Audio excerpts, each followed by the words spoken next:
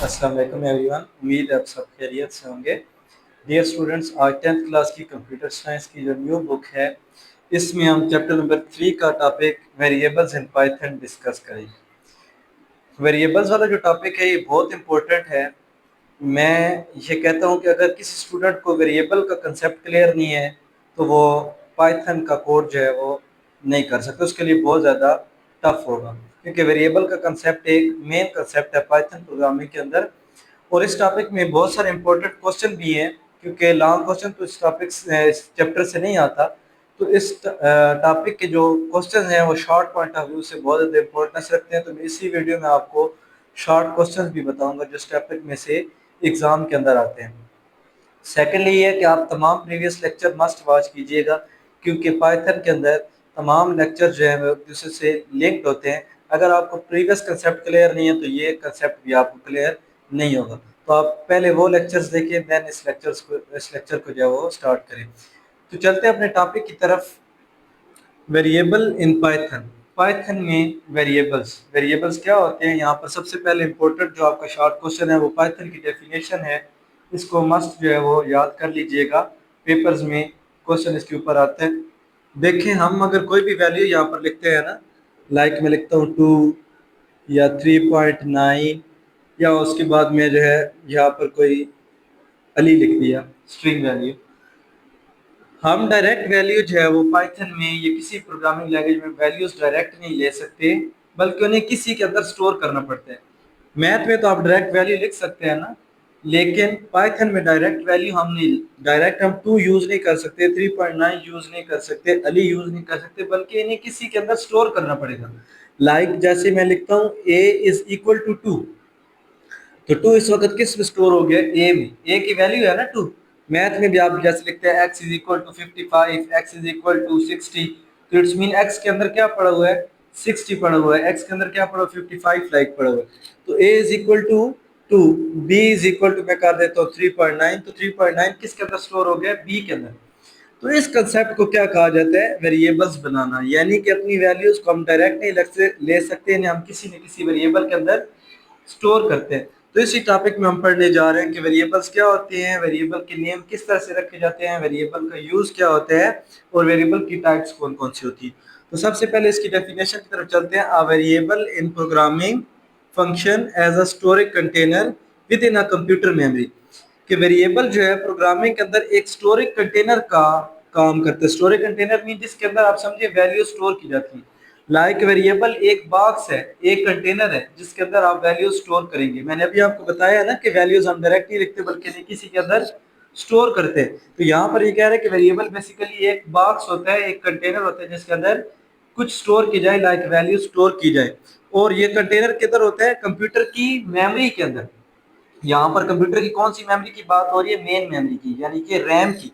RAM के आपको पता है मल्टीपल सेल्स होते हैं। अगर मैं यहाँ पर आपके सामने मेमोरी ड्रा कर दूं, ये देखें, ये मेमोरी के हमारे पास जो है वो मिलियंस ऑफ क्या हो गए, सेल हो गए। तो ये जो एक सेल है इसके अंदर लाइक मैंने a इज इक्वल टू 2 लिखा है, तो 2 इसके अंदर स्टोर हो गया, और इसका नेम जो है वो क्या है, ए। ए इसका नेम बन गया, वेरिएबल नेम, और इस सेल के अंदर जो डाटा स्टोर हुआ है वो क्या है, 2 है। तो यानी कि ये एक बॉक्स है, एक कंटेनर है, एक सेल है जिसके अंदर हम डाटा स्टोर कर सकते हैं। तो यहाँ भी यही कह रहे हैं कि कंप्यूटर मेमोरी के अंदर स्टोरेज कंटेनर की तरह वेरिएबल काम करते हैं, यानी कि कंप्यूटर मेमोरी के मिलियंस ऑफ सेल होते हैं, उन सेल में से किसी सेल के ऊपर ये जो है अपने आप को स्टोर करवाएगा।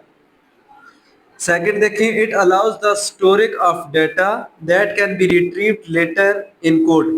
अच्छा, जो हम डाटा स्टोर करते हैं, लाइक ये 2 मेमोरी के एक सेल में जाकर स्टोर हो गया है, और उस सेल का नाम जो है वो ए रख दिया गया है, यानी कि जिस लोकेशन पे 2 पड़ा है उस लोकेशन का नाम हमारे पास ए है, जिसे हम ए को वेरिएबल नेम कहते हैं।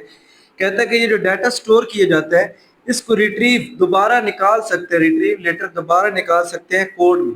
जैसे मैं एक प्रोग्राम लिख रहा हूँ, कोड लिख रहा हूँ, वहां पर मैंने एक वेरिएबल को वैल्यू असाइन की, नीचे अब जाकर जहां भी मैं उस वेरिएबल का नाम ए लिखूंगा तो ए का मतलब किसकी बात हो रही है, 2 की बात हो रही है। जैसे यहाँ पर एग्जांपल देता हूँ मैं आपको, वेरिएबल मैंने बनाया हुआ है एज, यहाँ पे वेरिएबल का नाम है एज। इस वेरिएबल के अंदर वैल्यू जो स्टोर हो रही है वो क्या है, 71, यानी कि 71 को इस एज वेरिएबल के अंदर स्टोर किए गए। अब मैं जहां भी एज लिखूंगी, लाइक मैंने इस प्रिंट स्टेटमेंट आउटपुट वाली स्टेटमेंट में एज का वेरिएबल लिखा है, तो इट्स मीन एज जब लिखा है तो किसकी बात हो रही है, 71 की बात हो रही है। तो सेकंड लाइन का यही मीनिंग है कि जब भी डाटा को हम रिट्रीव करना चाहें कोड के अंदर रिट्रीव कर सकते हैं, यानी कि उस वेरिएबल का नाम लिखेंगे तो हमारा वो डाटा फेच हो जाएगा जो उस वेरिएबल के अंदर स्टोर है। The value of variable can be changed throughout the execution of program. पूरे प्रोग्राम के एग्जीक्यूशन के अंदर आपने वेरिएबल की वैल्यू अगर चेंज करनी तो आप चेंज कर सकते हैं। लाइक स्टार्ट में आपने ए वेरिएबल बनाया, उसको वैल्यू 2 दी है, नीचे जाकर अगर आप वेरिएबल की वैल्यू अपनी नीड के अकॉर्डिंग चेंज करना चाहें, ए वेरिएबल की वैल्यू 2 के बजाय कोई और वैल्यू उसको असाइन करना चाहे तो आप ये काम कर सकते हैं। वेरिएबल वो क्वांटिटी होती है, ये भी वेरिएबल की डेफिनेशन है कि वेरिएबल वो क्वांटिटी है जिसकी वैल्यू चेंज हम कर सकते हैं। Variable is the quantity whose values can be change during execution of program. Program के एग्जीक्यूशन के दौरान जिसकी वैल्यू चेंज करने से हम क्या कहते हैं, वेरिएबल। यहाँ पर एक एग्जांपल है, एज वेरिएबल का नाम है, वैल्यू इस वेरिएबल में क्या पड़ी है, 71।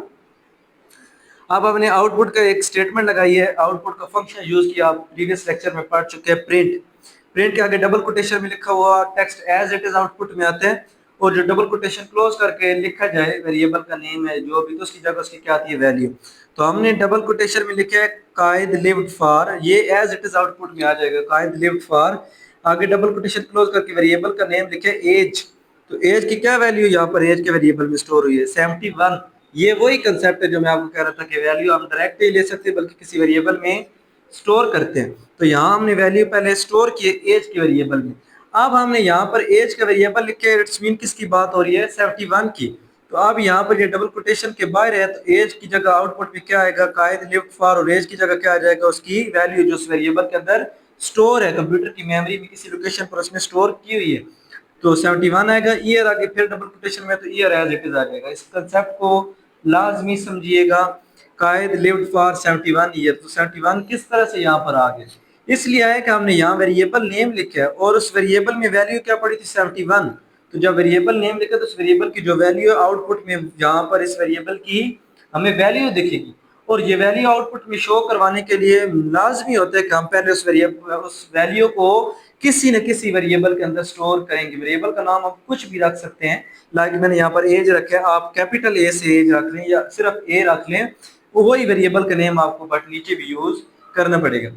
अब वेरिएबल नेमिंग रूल्स हैं, वेरिएबल के नेम कैसे रखे जाते हैं। वैसे तो आप वेरिएबल कोई भी नाम रख सकते हैं, लेकिन ये ख्याल रखना चाहिए कि नाम जो वेरिएबल का रखेंगे वो मीनिंगफुल नाम हो, जो पढ़ने वाले को, रीड करने वाले को समझ आ जाए। जिस तरह से अब मैंने यहाँ एज शो करवानी थी ना कायद की, तो मैंने वेरिएबल का नाम भी क्या रखा है, एज रखे। मैं यहाँ वेरिएबल का नाम ए भी रख सकता था, बी भी रख सकता था, कुछ भी रख सकता था, लेकिन मीनिंगफुल नाम रखा था तो मैंने क्या रख दिया, एज रख दिया। तो मीनिंगफुल होने चाहिए। बाकी ये कुछ रूल्स हैं जिनका ख्याल रखना चाहिए। The name must begin with letter or underscore, कि जो आपके वेरिएबल का नाम है वो स्टार्ट हो किसी न किसी लेटर से या अंडरस्कोर से, यानी कि नंबर स्टार्ट पर नहीं आ सकते। वेरिएबल के नेम में 1 2 3 कोई भी नंबर स्टार्ट पे नहीं आएगा। जब भी वेरिएबल का नाम रखेंगे किसी लेटर से स्टार्ट हो, अल्फाबेट से, या फिर अंडरस्कोर से स्टार्ट हो। दूसरा है सब्सिक्वेंट करेक्टर्स, और तीसरा आपके पास है H and H are different. ठीक है, करेक्टर्स आप यूज कर सकते हैं, लेटर्स आप यूज कर सकते हैं, नंबर्स भी यूज कर सकते हैं, लेकिन नंबर बाद में यूज कर सकते हैं, स्टार्ट में नहीं कर सकते। लेटर्स और करेक्टर्स आप स्टार्ट पे भी यूज जो है वो कर सकते हैं। H and H are different, इसका क्या मतलब है, ये देखें, लाइक स्मॉल ए से एज वेरिएबल का नाम है और ये कैपिटल ए से, अब दोनों की स्पेलिंग सेम है, लेकिन क्या ये दोनों नाम, दोनों वेरिएबल नेम सेम है, नो डिफरेंट है। ये स्मॉल एज से स्टार्ट और ये कैपिटल है, इसे हम क्या कहते हैं, केस सेंसिटिव। पाइथन एक केस सेंसिटिव लैंग्वेज है, लोअर और अपर केस में बहुत सारा डिफरेंस रखती है। लाइक अब अगर आपने एज स्मॉल ए से लिखा है, बाद में आप उसी कोड में जाकर कैपिटल ए कर देता, तो ये दोनों वेरिएबल डिफरेंट हो जाएंगे। आपको ध्यान रखना होगा कि जिस तरह से आपने जो स्पेलिंग और जो लोअर केस या अपर केस यूज किया, स्टार्ट में वेरिएबल का नाम रखते हुए आगे भी प्रोग्राम में वही यूज करनी होगी। Reserve words are not allowed, reserve word जो है वो अलाउ नहीं होते हैं। ठीक है, रिजर्व वर्ड कुछ प्री डिफाइंड वर्ड्स हैं जो डेवलपर ऑफ लैंग्वेज ने फिक्स कर दिए, उनका मीनिंग, उनका पर्पस फिक्स कर दिए। जिस पर्पस के लिए, जिस मीनिंग के लिए उसने इन वर्ड्स को रखा है, उन्हीं उसी पर्पस के लिए यूज कर सकते हैं। आप रिजर्व वर्ड वेरिएबल के नेम यूज नहीं कर सकते। जैसे कुछ रिजर्व वर्ड मैं आपके सामने लिखता हूँ, इफ है, डू है, वाइल है, ये कुछ रिजर्व वर्ड हैं। इस तरह के जो रिजर्व वर्ड्स हैं जिनकी मीनिंग और पर्पस डेवलपर की तरफ से फिक्स है, उनको आप वेरिएबल के नेम के तौर पे यूज कभी भी नहीं कर सकते। फिर हमारे पास टाइप्स ऑफ वेरिएबल्स हैं। वेरिएबल्स की कितनी टाइप्स होती हैं? तो 4 टाइप्स के वेरिएबल्स हम यूज करते हैं। सबसे पहले है इंटीजर।